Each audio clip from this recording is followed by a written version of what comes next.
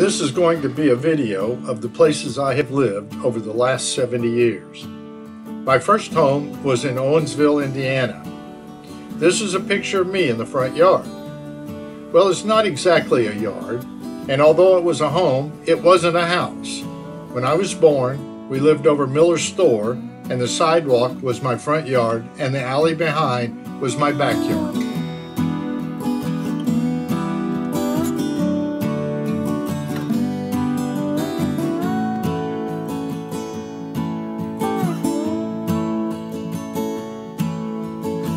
As you moved down Main Street, the store was about in the middle of the block.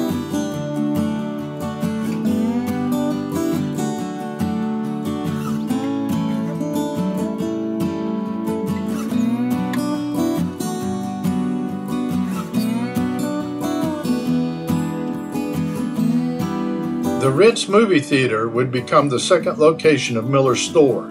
This would happen after we moved to the outskirts of town.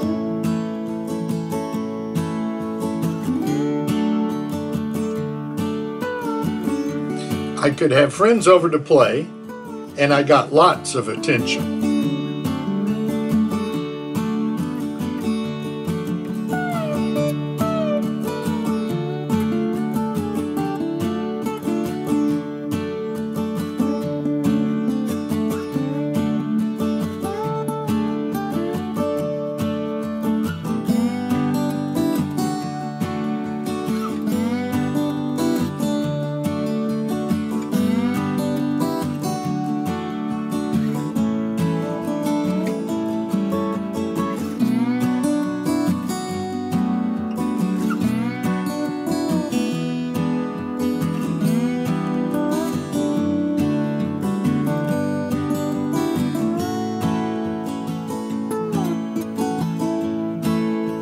I don't think all the toys were actually mine. I wonder if I got paid to demonstrate the store's merchandise.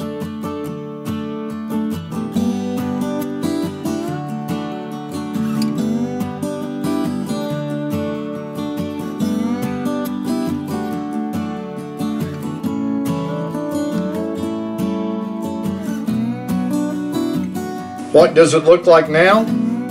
It's hard to tell what the original Miller store has become, but the second Miller store is now the Main Street Cafe. This is the backyard today. About 1952, construction began on the house on the outskirts of town. Dad recorded the progress.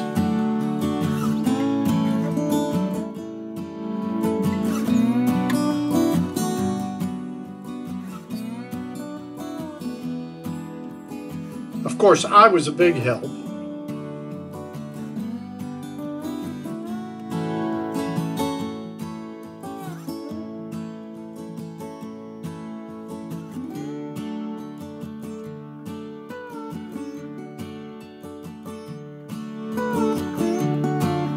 It looks as if most of the actual building was done without power tools.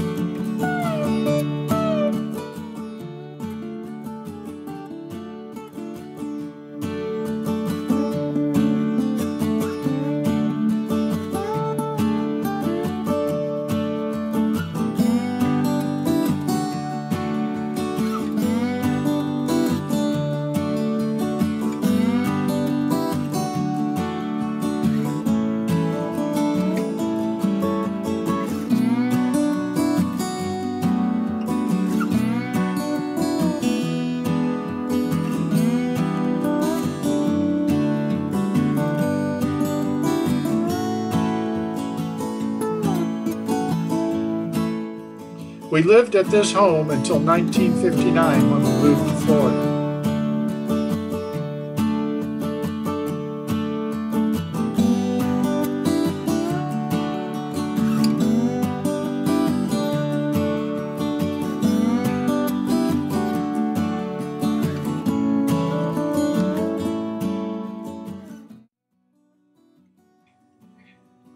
Not much has changed after 68 years.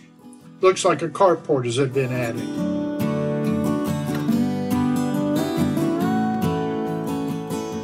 We moved to Ellington, Florida in 1959. Our home was in a subdivision called Highland Shores, and it was at the corner of Sally Lee and Shore Drive. Dad added a carport after we moved, and the garage was converted into a dog kennel.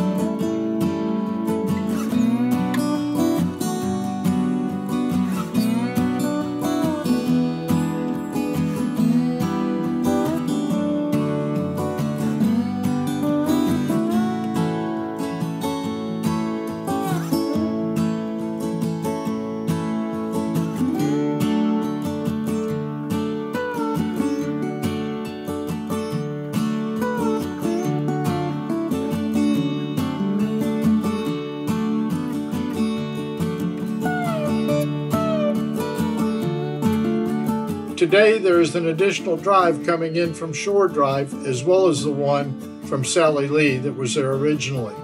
The house still looks pretty good.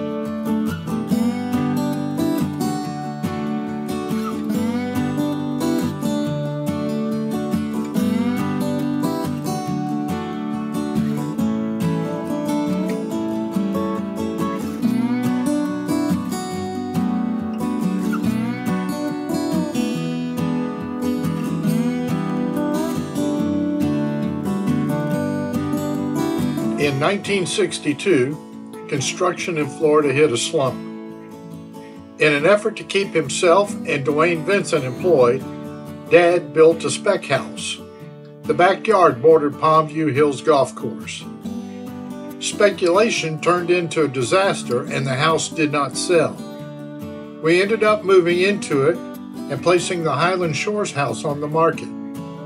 It didn't sell either. Eventually, this one did sell, and we moved back to Highland Shores.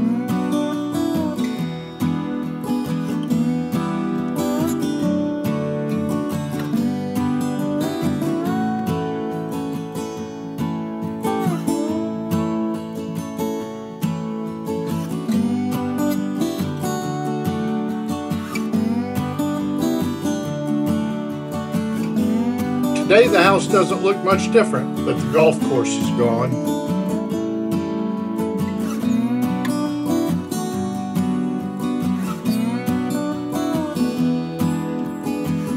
In 1968, I joined the Army. I took basic at Fort Gordon, Georgia, and then moved to Fort Jackson, South Carolina for AIT. They moved me back to Fort Gordon before shipping me off to Vietnam. I spent most of 1969 in Cu Chi, Vietnam. I was in the 1st of the 8th Artillery, 25th Infantry Division. Returning home, I was stationed at Fort Rucker, Alabama, where I met the love of my life. Mary and I were married March 1st, 1971. We moved in with Mom and Dad for a short period of time in a home they had purchased while I was in Vietnam. The new home was still in Highland Shores, but this one was on Shore Drive. Other than color, it hasn't changed much either. Mary and I soon found a home to rent from Elmer and Virginia Layfield. The carport was attached to the Layfield store that had formerly been a little convenience store they owned, but had become a carpet store. It was an old house when we moved in. Here it is today. It has to be at least 80 years old and probably older. It doesn't appear to be too bad for being that old.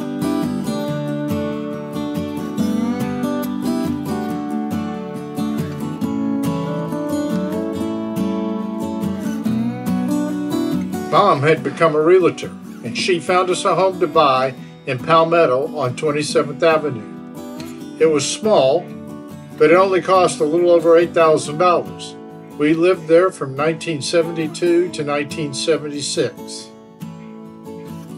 The carport has been closed in, and it appears someone put siding on it. I'm not sure what happened to the air conditioner on the front.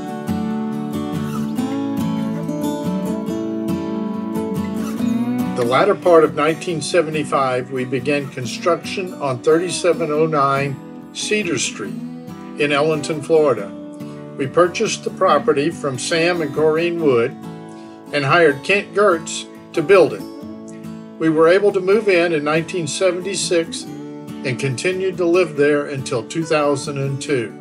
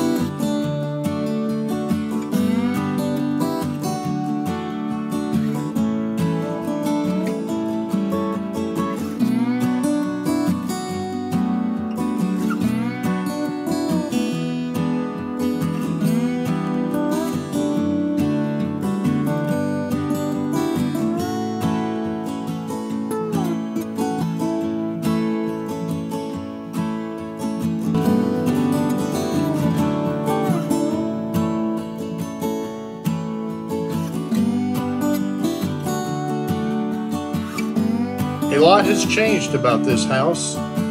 I don't think it's for the better.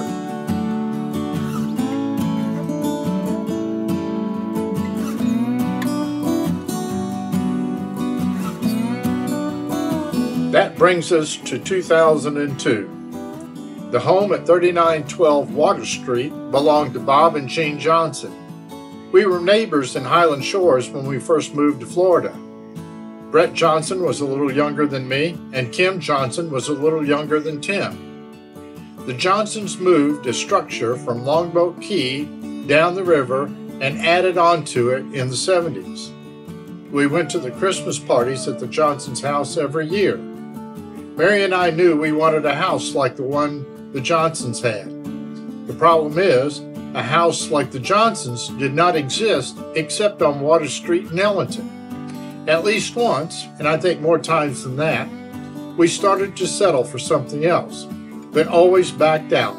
We told Bob Johnson if he ever sold the house, we would be interested. Bob Johnson died about 1999. Jean wanted to try and stay in the house. One day in 2001, Jean showed up at my office. "Bobby, will you buy my house?"